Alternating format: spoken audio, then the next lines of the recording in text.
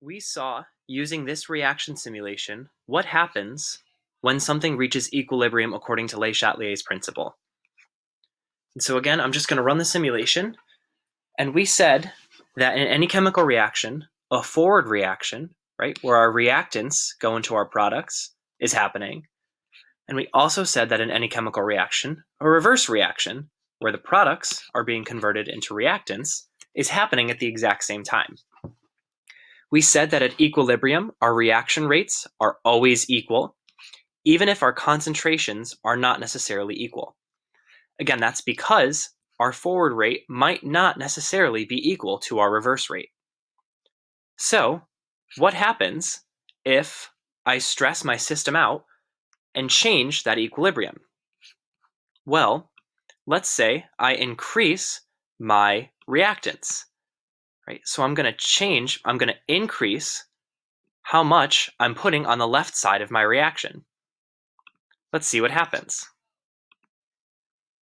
All right. We see that I start with a lot more reactants on the left, right? So I start with all reactants and no products. That means that I can only react in my forward reaction. I can only turn my reactants into products. And so what happens over time is you can see my reactants go down and my products go up until my rates become equal at equilibrium. What we say is that this reaction then shifts to the right according to Le Chatelier's principle. It shifts to the right because I start with more reactants, and so I need to make more products for this thing to reach equilibrium. That's why I say it shifts to the right, because I start with reactants and I need to make more products. I need to go to the right to form more of those products. We can do the exact same thing and see what happens if I add only products. So let's say I start with only products on the right and no reactants on the left. So again, I'm going to increase the right side of my reaction. I'm only going to have products, and we're going to see what happens. So in this case, we started with only products, and we can see that's decreasing. My reactants are increasing so that I can establish that equilibrium over time. When this happens, we say that my reaction shifts left, according to Le Chatelier's principle. We say that it shifts left because all I had was products on the right side, and I needed to move to the left.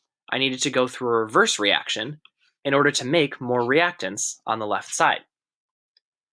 So if I'm making reactants, I'm shifting left. If I'm making products, I'm shifting right. Again, you can kind of use the reaction equation to help you determine this. We saw that if I increase on the right, we shift left. So increase, shift opposite. We also saw that if I increased on the left, it shifted right. So increase one side, shift toward the opposite. Well, let's see what happens if I decrease on one side.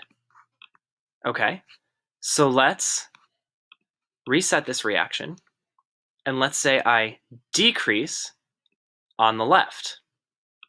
Okay, so I've decreased my number of reactants.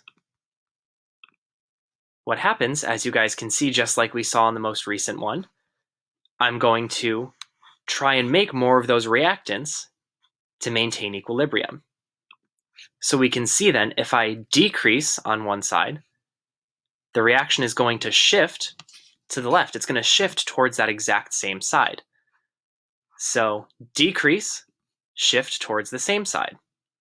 If I increase, it's going to shift to the opposite.